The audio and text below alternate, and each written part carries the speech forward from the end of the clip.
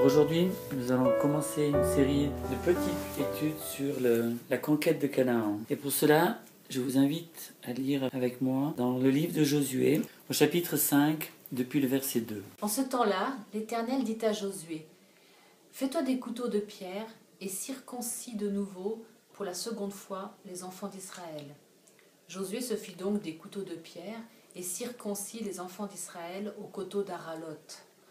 Or voici la raison pour laquelle Josué les circoncis. Tout le peuple sorti d'Égypte, les mâles, tous les gens de guerre, étaient morts au désert, en chemin, après être sortis d'Égypte. Car tout le peuple qui sortit était circoncis. Mais on n'avait circoncis aucun de ceux qui étaient nés au désert, en chemin, après être sortis d'Égypte. Car les enfants d'Israël avaient marché dans le désert pendant 40 ans, jusqu'à ce que toute la nation des gens de guerre, qui étaient sortis d'Égypte et qui n'avaient point obéi à la voix de l'Éternel, eût été consumée, parce que l'Éternel leur avait juré qu'il ne leur laisserait point voir le pays que l'Éternel avait fait serment à leur père de nous donner, pays où coule le lait et le miel. Et il avait suscité leurs enfants à leur place. Ce sont eux que Josué circoncis, parce qu'ils étaient incirconcis, car on ne les avait pas circoncis en chemin. Et lorsqu'on eut achevé de circoncire tout le peuple, ils restèrent à leur place dans le camp, jusqu'à ce qu'ils fussent guéris. L'Éternel dit alors à Josué, « Aujourd'hui, j'ai roulé de dessus vous l'opprobre de l'Égypte. » Et on nomma ce lieu Gilgal, ce qui roule, jusqu'à ce jour. Amen. Que Dieu bénisse sa parole. Pour revenir au texte, on peut voir que le peuple a marché dans le désert pendant 40 ans et que pendant cette marche, ils ont oublié de faire ce que Dieu avait demandé à ses enfants. L'alliance que Dieu avait faite avec Abraham avait été manifestée dans la chair d'Abraham par la circoncision. Et on voit que leur exil en Égypte, et après les 400 années qu'ils ont passées en Égypte, et après la marche dans le désert, a fait qu'ils ont petit à petit oublié ce qui était important aux yeux de Dieu. Mais l'Éternel, notre Dieu, n'oublie jamais ses promesses, et lui n'oublie pas l'alliance qu'il fait avec nous. Et il rappelle à Josué du fait de circoncire à nouveau le peuple. Et il dit à Josué, « Fais-toi des couteaux de pierre et circoncis encore une fois les fils d'Israël. » Pour moi, les couteaux de pierre font référence aux tables de la loi. Donc la partie, si les couteaux étaient en pierre, c'est pour faire référence aux tables de la loi qui étaient écrites sur des pierres. Parce qu'ils auraient pu utiliser des couteaux en métal, mais Dieu a bien précisé des couteaux de pierre. Et pour nous, ça symbolise le retour à la parole de Dieu. La circoncision, c'est mettre à nu la partie la plus intime de notre corps. Et la circoncision, dans le sens physique, a une symbolique au niveau spirituel.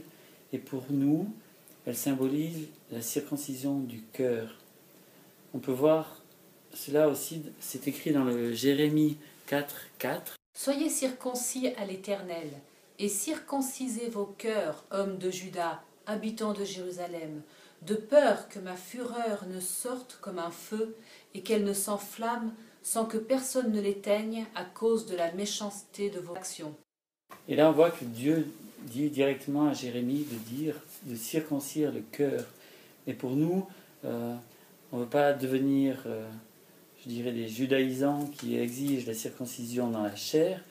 On en reste à la circoncision du cœur, mais cette circoncision doit se faire en rapport avec la parole de Dieu. Donc c'est pour ça que les couteaux étaient en pierre, pour nous rappeler qu'on doit revenir aux tables de la loi, entre guillemets, et qui pour nous est la Bible, et qu'on doit faire toute cette circoncision de notre cœur à la lumière de la Bible, à la lumière de ce que nous dit la parole. Après cela, on voit que le peuple qui a été circoncis a pris du temps pour guérir. Donc il est dit au verset 8, « Il arriva que lorsqu'on eut achevé de circoncire toute la nation, ils demeurèrent à leur place dans le camp jusqu'à ce qu'ils fussent guéris. » Et je pense que Dieu, quand il met le doigt sur quelque chose dans notre vie que l'on doit mettre en ordre devant lui. Il nous laisse aussi du temps pour guérir. Et je pense que c'est notre devoir de chercher avec Dieu, dans la prière, dans le recueillement, et au travers de sa parole, tout ce que l'on doit mettre en ordre dans notre vie, dans notre cœur, dans nos pensées. La circoncision du cœur s'applique pas seulement au cœur, le cœur c'est une image, mais à toute notre vie en entier. La circoncision permet de reprendre, de remettre à jour nos croyances par rapport à la parole, notre vie par rapport à la parole, nos pensées par rapport toujours à la parole, pour que vraiment nous tendions à être comme Christ était quand il était sur la terre, à être parfait comme lui-même était parfait. Et Dieu, chaque fois qu'il va nous mettre le doigt sur quelque chose qui va venir dans notre esprit, quand on lit la parole ou quand on prie, il faudra s'engager à le régler. Et après, Dieu permettra qu'on ait du temps pour guérir et pour pouvoir passer à autre chose. Et Dieu, après, va nous montrer encore autre chose qu'on devra aussi mettre en ordre. Et c'est là que ça fait mal. Il faudra couper, tailler. Et ça fait mal, mais c'est dans notre cheminement de chrétien quelque chose qui est indispensable pour arriver à cette stature parfaite de Christ. On voit que là, dans Josué, les gens étaient volontaires et étaient volontaires pour être circoncis, qu'il n'y avait pas de problème et qu'ils avaient bien compris le sens de cette circoncision. Dans une autre étude, je reviendrai sur la suite de ce passage pour dire après ce qu'ils ont vécu. Mais j'aimerais attirer votre attention sur le fait qu'il y a une circoncision qui est selon le cœur de Dieu, et il y a une circoncision qui est, qui est faite sous la contrainte, entre guillemets, qui est faite parce qu'on nous l'a dit, et que l'on n'est pas vraiment persuadé de le faire. Et puis on le fait quand même parce que le pasteur a dit qu'il fallait le faire, ou moi j'ai dit qu'il fallait le faire, alors on le fait, mais on n'est pas pleinement convaincu de cela.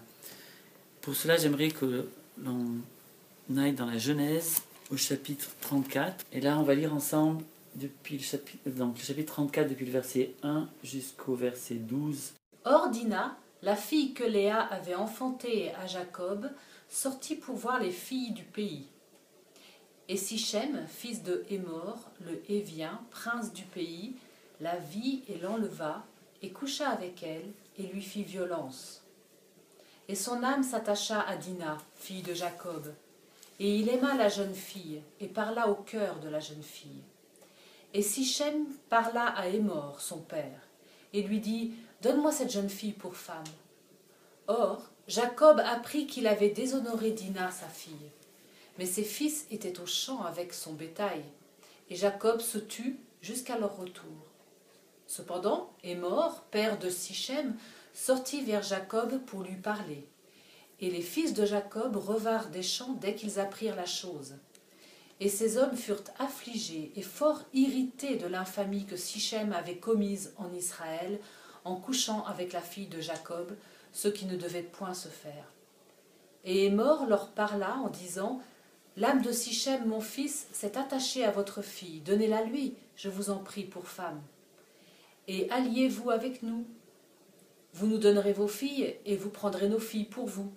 Et vous habiterez avec nous, et le pays sera à votre disposition. Demeurez-y et y trafiquez, et acquérez-y des propriétés. » Et Sichem dit au père et aux frères de la jeune fille, « Que je trouve grâce à vos yeux, et je donnerai ce que vous me direz. Imposez-moi un grand douaire et de grands présents, et je les donnerai comme vous me direz, mais donnez-moi la jeune fille pour femme. » Amen. Dans cette première partie de cette histoire de Dina, on peut voir que Dina était sortie pour voir les filles du pays.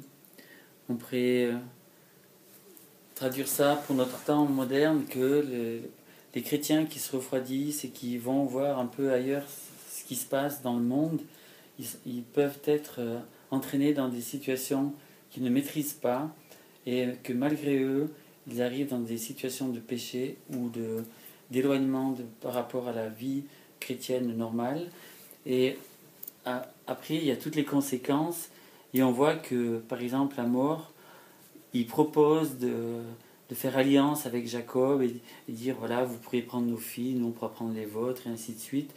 Et c'est ce qui est introduit dans la vie de nombreux chrétiens, ce mélange avec la partie, je dirais, spirituelle et la ligne que Dieu nous donne à suivre, et la partie mondaine, et puis où on va un peu dans le monde, et on cloche un petit peu des deux pieds, un peu à l'église, un peu dans le monde, et on a une vie qui n'est pas conforme à ce que Dieu aimerait qu'elle soit. Maintenant, on va lire la suite depuis le verset 13, ce qui est proposé pour réparer la faute. Alors les fils de Jacob répondirent avec ruse à Sichem et à Hémor, son père.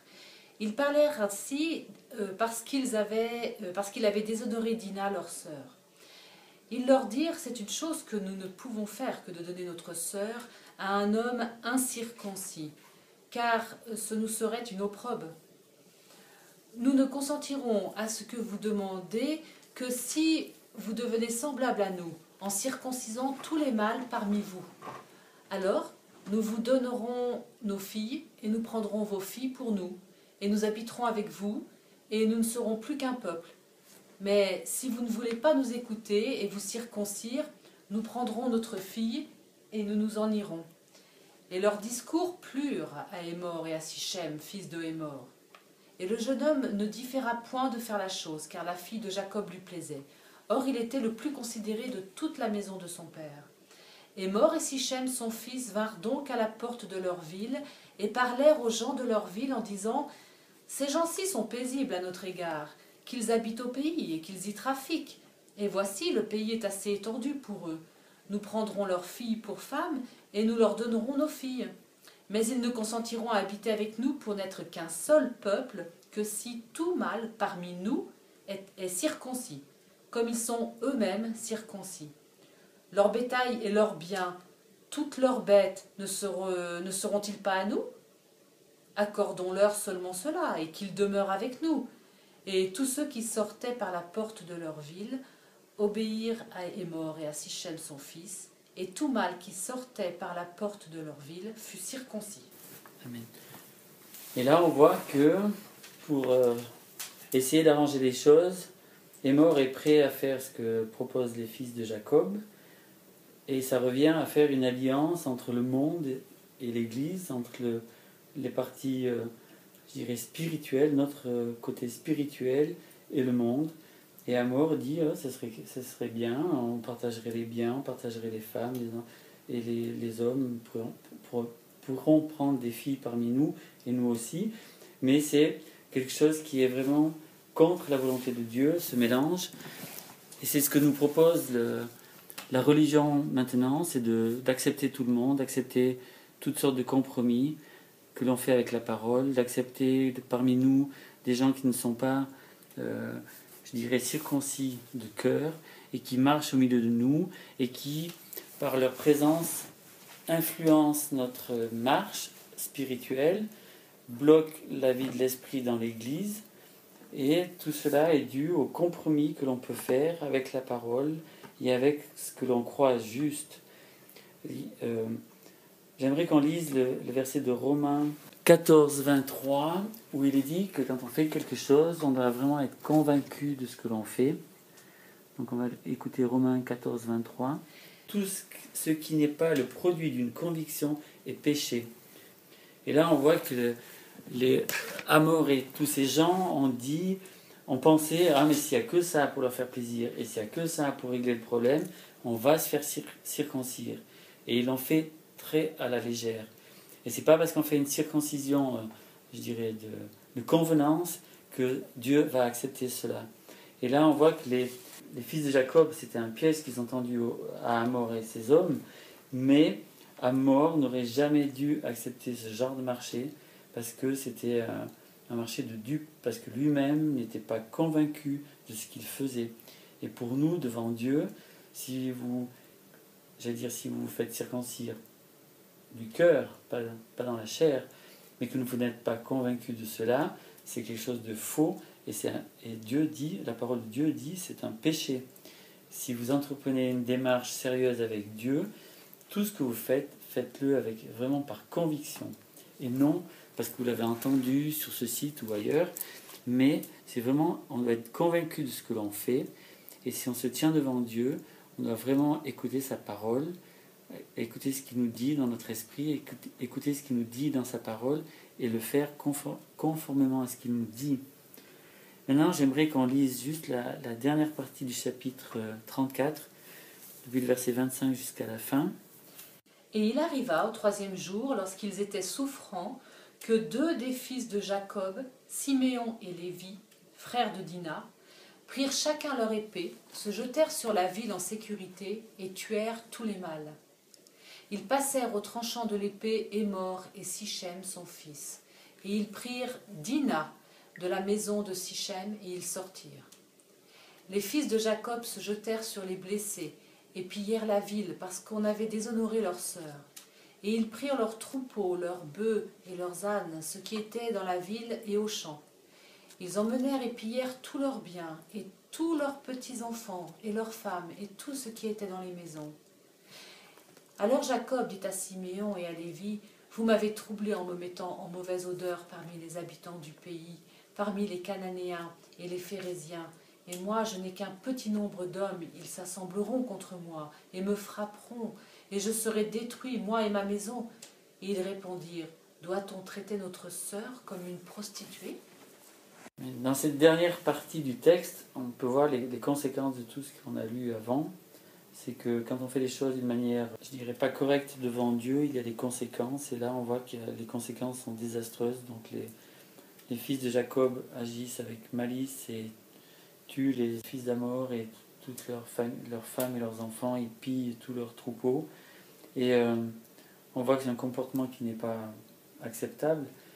Et pour nous, je pense que quand on fait des compromis avec le monde, quand on fait des compromis avec notre marche avec Dieu, on arrive à des situations du même style. Donc on a une marche qui n'est pas conforme à la parole et qui va nous entraîner dans des malheurs et il y aura des conséquences sur nous, notre famille, notre travail peut-être et nos relations avec les autres chrétiens. Et c'est la prière que j'ai maintenant pour vous, c'est que vraiment vous puissiez vous tenir devant Dieu en examinant votre vie, votre cœur, afin de mettre votre vie en ordre devant Dieu selon ce qu'il vous montre quand vous priez, quand vous lui demandez. Parce que si vous lui demandez, Dieu va vous répondre. Si vous lui demandez d'une manière sincère et si vous obéissez d'une manière convaincue, Dieu va vous répondre. Et de cette manière, vous arriverez à marcher dans la vie comme Dieu l'aime. Et vous arriverez à être sanctifiés comme Dieu le désire, pour que vous puissiez être prêts pour le jour où il reviendra nous prendre. Que Dieu bénisse sa parole.